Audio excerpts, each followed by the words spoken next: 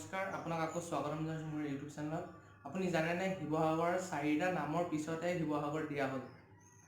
এই ভিডিঅ'টো চাই থাকক, আশা কৰোঁ ভাল পাব। ধন্যবাদ।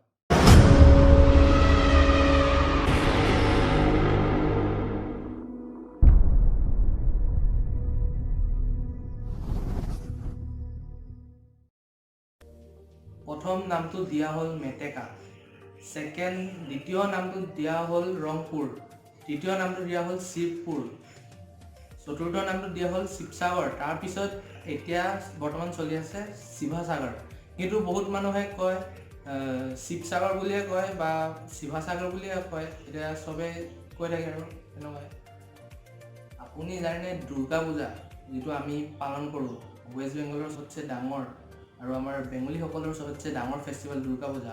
অসমত দুৰ্গা পূজা পতা হৈছিল প্ৰথমবাৰৰ বাবে শিৱসাগৰ আৰু গৌৰীসাগৰৰ মাজত এই 16শ শতিকাত।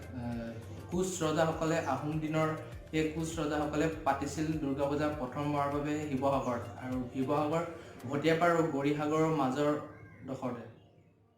আপুনি জানেনে শিৱদৌল, শিৱসাগৰ শিৱদৌলৰ 4টা ওপৰ যে সোণৰ কলসীটো, সেইটো 4টা আছিলে আগত। 1950 চনত যিটো ভূমিকম্প যিটো হৈছিলে, ডাঙৰ ভূমিকম্প, অসমৰ সবচে ডাঙৰ ভূমিকম্প 1950 যিটো হৈছিলে, সেই ভূমিকম্পত 4টা কলসীয়ে আমাৰ যিটো পিছফালে বৰপুখুৰী পাৰ টেংকটো আছিলে সেই তাত পৰি গৈছিলে।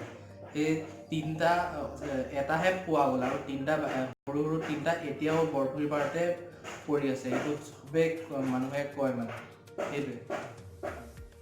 আপুনি জানেনে শিৱসাগৰ ইংলিছ মিডিয়াম স্কুল, প্ৰথম ইংলিছ মিডিয়াম স্কুল 1978ত এষ্টাব্লিছ কৰা হৈছিলে, ইনগ্ৰেশ্যন কৰা হৈছিলে আমাৰ গদলাৰবাৰ্ণ মেমৰিয়েল ইংলিছ হাইস্কুল, য'ত মই 12 বছৰ পঢ়িলোঁ, তাৰপৰা ওলাইছোঁ তেতিয়াৰ দিনত।